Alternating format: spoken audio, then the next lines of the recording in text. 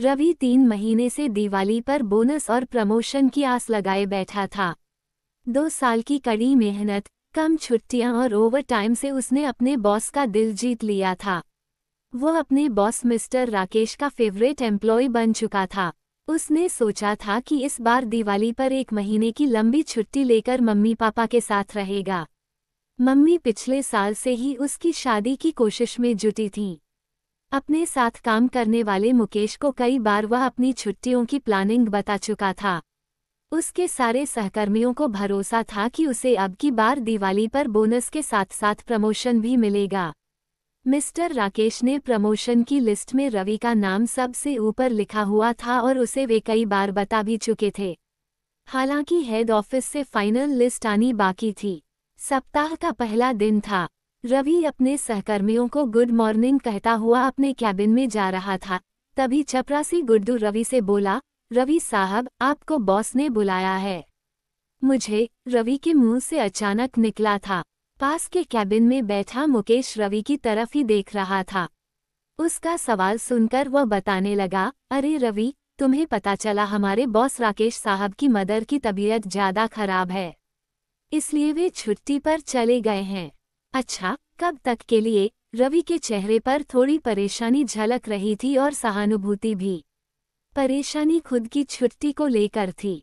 वह सोच रहा था कि अगर बॉस छुट्टी पर चले गए हैं तो उसकी छुट्टी की कौन मंजूरी देगा, और सहानुभूति अपने बॉस के लिए थी। यार, फिलहाल तो उन्होंने 1 हफ्ते की एप्लीकेशन दी है, लेकिन कुछ नहीं कह सकते कि वे कब तक लौटेंगे, मुकेश ने बताया। रवि के चेहरे के भाव बता रहे थे कि वह अपनी छुट्टियां को लेकर संशय में था। अब जब उसके बॉस छुट्टी पर थे, तो उसे पता नहीं ज्यादा दिन की छुट्टी मिल सकेगी या नहीं।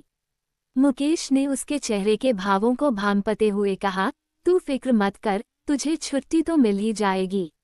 2 साल से लगातार हार्डवर्क जो कर रहा है तू। रवि इस पर मुस्कुरा दिया। फिर धीमे से बोला, फिर यह नया बॉस कौन है जो मुझे बुला रहा है? कोई नई मैडम राकेश सर की जगह टेम्परेरी अपॉइंट हुई हैं। सुना है मुंबई से हैं, मुकेश ने बताया और बोला, तू मिल ले जाकर ऑफिस का वर्क इंट्रोड्यूस करवाने के लिए बुलवा रही होंगी तुझे। चल, फिर मैं उनसे मिलकर आता हूँ। रवि के चेहरे पर अब थोड़ी राहत झलक रही थी। मुकेश की इस बात से उसे राहत पहुंची थी कि 2 साल से वह हार्डवर्क कर रहा था। कंपनी के पास उसकी छुट्टी कैंसिल करने की कोई वजह भी नहीं थी। ये सब सोचते सोचते रवि बॉस के रूम का दरवाजा खोलकर अंदर चला गया। Please, may I come in ma'am? Ravi cabin के दरवाजे को आधा खोलकर धीरे से बोला। कम इन? मैडम किसी फाइल को सिर झुकाकर देख रही थीं। रवि चुपचाप उनकी टेबल के सामने जाकर खड़ा हो गया। मैडम ने अचानक अपना सिर उठाया और शायद सिट डाउन प्लीज कहने ही वाली थी कि रुक गईं। रवि भी अपनी जगह बस खड़े का खड़ा ही रह गया। उसे इस बात की बिल्कुल उम्मीद नहीं थी कि वो उसे आज यहाँ अचानक इस तरह मिलेगी। वो अदिति थी, कॉलेज की पुरानी दोस्त नहीं, कॉलेज के दिनों की रवि की एकमात्र दुश्मन। दोनों ने कभी एक दूसरे से कॉलेज में बात भी नहीं की थी, लेकिन उनका झगड़ा फेसबुक चैटिंग पर पहले हो चुका था। रवि का कॉलेज में पहला साल था। वह पढ़ाकू किस्म का लड़का था। उन दिनों वह अदिति की तरफ आकर्षित हो गया था, लेकिन उसे उससे बात करने में न जाने क्यों बहुत ज़्यादा झिझक महसूस होती थी। अदिति अच्छी होस्ट होने के साथ साथ कविताएं लिखती और सुनाती भी थी। ऐसी कई बातों ने रवि को प्रभावित कर दिया था, लेकिन रवि चुप रहने वाला लड़का था। वह अदिति से बात करना तो चाहता था, पर कर नहीं पाता था। 2 सेमेस्टर पूरे होने के बाद रवि के कॉलेज में कुछ दिनों के लिए छुट्टियां हो गई थीं। तभी एकाएक उसे फेसबुक जैसे माध्यम का साथ मिल गया। उसने इंटरनेट पर फेसबुक आईडी बना ली और अदिति को फ्रेंड रिक्वेस्ट भेज दी। अदिति ने उसे एक्सेप्ट भी कर लिया। अब जैसे रवि को नया आसमान मिल गया था, थोड़ा बहुत जो भी लिख लिया करता था, फेसबुक पर पोस्ट करता, उसके क्लासमेट्स भी अब उसे नोटिस करने लगे थे। फिर वह एकाएक अदिति को अक्सर उसकी कविताओं की तारीफ लिखकर भेजा करता, उसकी तस्वीरों पर कमेंट कर दिया करता। बदले में अदिति भी रिप्लाई करती थी। एक दिन उसने अदिति की एक तस्वीर देखी और उस पर उसे कुछ पंक्तियां लिखने का मन हुआ। उस दिन उसने कमेंट में अपनी वे पंक्तियां न लिखकर अदिति की उस तस्वीर को डाउनलोड कर अपनी टाइमलाइन से उन पंक्तियों के साथ अपलोड कर दिया और अदिति की टाइमलाइन पर वह तस्वीर टैग के जरिए भेज दी। ये सब देखते ही अदिति ने रवि को मैसेज किया, अपलोड करने से पहले पूछ तो लेते। रवि ने रिप्लाई किया, जी सॉरी, आपको बुरा लगा हो तो मैं उस तस्वीर को हटा देता हूँ। रवि फेसबुक का नौसिखिया संचालक था। उसे मालूम नहीं था कि उस फोटो को पूरी तरह से हटाने के लिए उसे डिलीट के ऑप्शन पर जाना होगा। उसने सामने दिख रहे रिमूव के ऑप्शन से उस तस्वीर को अपने प्रोफाइल से हटा लिया और सोचने लगा कि तस्वीर पूरी तरह से हट चुकी है। थोड़ी देर बाद अदिति का फिर मैसेज आया, फोटो अभी तक हटा क्यों नहीं? रवि तो समझ रहा था कि वो हट चुका है, इसलिए रिप्लाई किया, हटा तो दिया है। अदिति का इस बार थोड़ा तीखा रिप्लाई आया, अपने मोबाइल अपलोड में देख। रवि मोबाइल अपलोड नाम की बला को उस समय जानता ही नहीं था। उसने फिर रिप्लाई किया, कहाँ? मोबाइल अपलोड में देख। अदिति का रिप्लाई अब सख्त लग रहा था। ओके, रवि ने नपातुला जवाब दिया। उसे हल्का सा धक्का लगा था। उसे अदिति के अपने अपलोड में देख जैसे शब्दों से ठेस पहुंची थी, क्योंकि अब तक उन दोनों की बातचीत में हर जगह आप देखिए जैसे शब्द ही शामिल थे। रवि ने जैसे तैसे मोबाइल अपलोड ढूंढा। अब वो उस तस्वीर पर गया, लेकिन वहां भी उसे डिलीट का ऑप्शन नहीं दिख रहा था। तब तक अदिति का एक और तीखा रिप्लाई आ चुका था, फोटो अभी तक नहीं हटा। फिर एक बार अदिति ने मैसेज किया, मिस्टर क्या चल रहा है ये सब? रवि ने रिप्लाई किया, कुछ टेक्निकल प्रॉब्लम आ रही है। साइबर कैफे जाकर जल्दी ही उस मनहूस फोटो को हटाता हूँ। रवि अब थोड़ा झुंझला सा गया था। उसे अदिति का ये व्यवहार अच्छा नहीं लगा था। मनहूस, इसके आगे कुछ अपशब्द थे अदिति के रिप्लाई में। अब रवि ने सबसे पहले साइबर कैफे में एक व्यक्ति से पूछकर उस फोटो को डिलीट किया। फिर अदिति को मैसेज किया, आपका वह फोटो डिलीट हो चुका है। एक बात कहूंगा कि वह मेरी गलती थी, पर आपको यूं तू तड़ाक से तो पेश नहीं आना चाहिए। अब बात गर्मा गई थी। धीरे धीरे रिप्लाई में भयंकर झगड़ा हो गया और फिर रवि जिस एकमात्र लड़की को अपनी क्लास में पसंद करता था, उसकी फेसबुक फ्रेंड लिस्ट से बाहर हो चुका था। आखिर में रवि ने थोड़ा सोचा और एक लंबा सॉरी मैसेज भेज दिया, लेकिन तब तक वह अदिति की फ्रेंड लिस्ट से बाहर हो चुका था। छुट्टियों के बाद जब कॉलेज खुला तो कॉलेज में बातें चल रही थीं कि रवि ने अदिति को प्रपोज किया था। रवि ने चुपचाप सब सुन लिया, लेकिन इस बारे में कोई रिप्लाई नहीं किया। वह जैसे अपनी ही नज़रों में गिरता जा रहा था। अदिति ने ही शायद कॉलेज में यह बात फैलाई थी। फेसबुक से हुई एक गलती ने उसे संजीदा छात्रों की फहरिस्त से बाहर कर दिया था और हर और कुछ महीने तक उसकी हंसी उड़ाई गई थी। एक दिन क्लास में उसके पीछे की सीट पर बैठकर अदिति ने उसके दोस्तों के साथ मिलकर अप्रत्यक्ष रूप से रवि पर कई कटाक्ष कर दिए थे। वो उसकी हंसी उड़ा रही थी, पर रवि कुछ नहीं बोला। वह अब तक खुद की ही गलती मान रहा था, लेकिन उस दिन से उसने अदिति से नफरत करना शुरू कर दिया था। अब अदिति को भी उसने अपनी फ्रेंड लिस्ट से हटा दिया था और एक एक कर अदिति के दोस्त भी ब्लॉक होते चले गए। फिर न उसकी अदिति से सामने कभी बात हुई और न ही फेसबुक पर।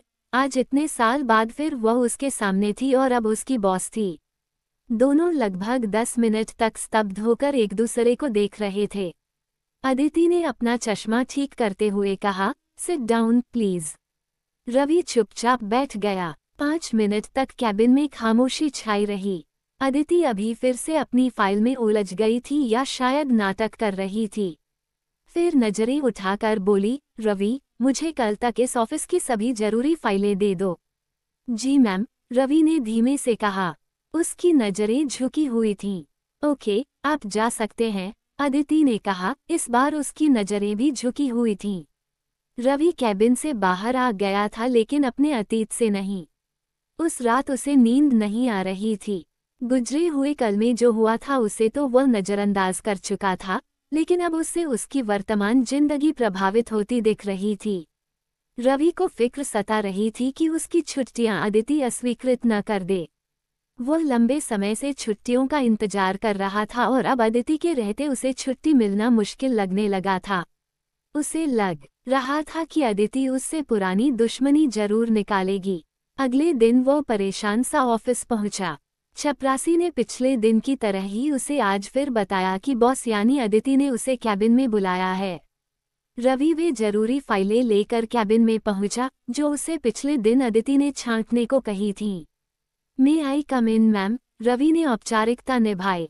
यस, अदिति ने उसकी तरफ आज पहली बार मुस्कुरा कर देखा था। वे फाइल्स? जी मैम, ये रहीं। रवि ने फाइलों का एक ढेर अदिति की टेबल पर रख दिया। आपको 1 महीने की छुट्टी चाहिए? अदिति तीखी मुस्कुराहट के साथ कह रही थी। जी मैम, रवि सिर नीचे किए हुए था। इस वक्त ऑफिस में राकेश जी नहीं है, तो आपको इतनी लंबी छुट्टी मिलना तो मुश्किल है। अदिति रवि की तरफ अब गंभीरता से देखते हुए कह रही थी। ओके मैम, आप जैसा कहें, रवि ने हल्का सा सिर उठाकर कहा। रवि जी, आप हमारी कंपनी के बेस्ट एम्प्लॉय हैं। अदिति इतना कहते हुए रुकी और फिर एक कागज हाथ में उठाकर बोली, और आपकी छुट्टी मैं भी आपसे नहीं छीन सकती। अदिति मुस्कुरा रही थी। अब रवि ने वह कागज अदिति मैम के हाथ से ले लिया और उसे पढ़कर अब वह भी मुस्कुरा उठा। थैंक यू मैम, रवि ने खुश होते हुए कहा। रवि की आंखों में कृतज्ञता झलक रही थी। इट्स ओके रवि, अदिति अब गंभीर मुद्रा में कह रही थी। कैबिन में कुछ लम्हों तक खामोशी छा गई थी। अदिति ने उस खामोशी को तोड़ा। रवि, ये इट्स ओके तुम्हारे उस 10 साल पहले के सॉरी के लिए है जो तुमने फेसबुक पर मैसेज किया था। रवि चुपचाप खड़ा हो गया था। फिर कुछ देर बाद बोला, दरअसल वह मेरी नासमझी थी। मैंने फेसबुक माध्यम को समझने में ही गलती कर दी थी। मुझे नहीं मालूम था कि किसी की तस्वीर बिना पूछे अपलोड कर देना गलत है। I am also sorry, Aditi कह रही थी। किस लिए मैम? रवि जैसे अब सारी नफरत भुला चुका था। गलती मेरी भी थी। मैं जरूरत से ज्यादा ही तुम्हारे साथ बुरा व्यवहार कर रही थी। मुझे वह प्रपोज वाली बात भी नहीं उड़ानी चाहिए थी। अदिति की आंखों में भी जैसे कुछ पिघल रहा था। मैंने तुम्हें गलत समझा था। इट्स ओके मैम, रवि इतना कहकर चुप हो गया था। अदिति ने फिर चुप्पी तोड़ी। मैं चाहती तो तुमसे बदला लेती, तुम्हारी छुट्टियां कैंसिल कर देती। एक बार मैंने सोचा भी, पर कुछ देर चुप रहने के बाद अदिति जैसे कोई सटीक बात ढूंढ कर बोली, कल को हो सकता है तुम मेरी जगह हो और मैं तुम्हारी जगह। इस तरह नफरत से जिंदगी नहीं जी जाती। कुछ देर तक फिर खामोशी छाई रही और अदिति ने फिर कहा, उम्मीद है तुमने मुझे माफ कर दिया होगा। ऑफ कोर्स मैम, रवि ने मुस्कुराते हुए कहा। तो कल से तुम छुट्टी पर हो? अदिति ने मुस्कुराते हुए रवि से पूछा। जी मैम, रवि ने भी हंसकर जवाब दिया। ओके, एंजॉय योर्स हॉलीडेज, तुम जा सकते हो। अदिति इतना कहकर आंख बंद कर अपनी कुर्सी पर पीठ टेक कर बैठ गई जैसे कोई भारी बोझ कंधे से उतार दिया हो। रवि जब बाहर जाने के लिए कैबिन का दरवाजा खोल रहा था, तब मुस्कुराते हुए अदिति ने उसे रोककर कहा, रवि, हैप्पी दिवाली। रवि भी मुस्कुरा दिया और बोला, आपको भी, अदिति मैम। इतना कहते हुए रवि मुस्कुराता हुआ बाहर आ गया। उन दोनों के बीच खड़ी कई साल पुरानी दीवारें अचानक ढह गई थीं। जिंदगी खुशियां बांटकर, उनका कारण बनकर चलती है, नफरतें पालकर नहीं। दिवाली के इस अवसर पर क्षमादान के दीपकों की जलती हुई लौ में रवि और अदिति के दिलों में नफरतों से भरे कुछ अंधेरे कोने रोशन हो चुके थे।